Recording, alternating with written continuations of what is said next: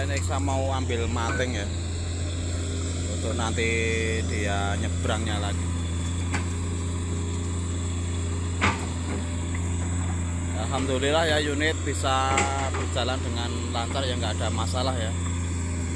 Intinya normal, nggak ada kendala ya.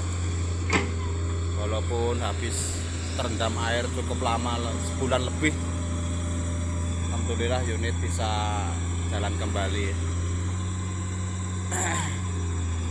Ya resiko kerja di lahan kayak gini ya. Harus sabar dan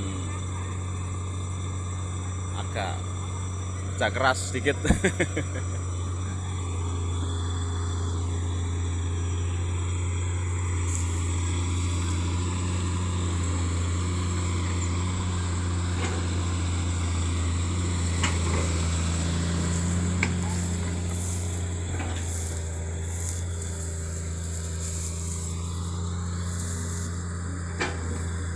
Bos.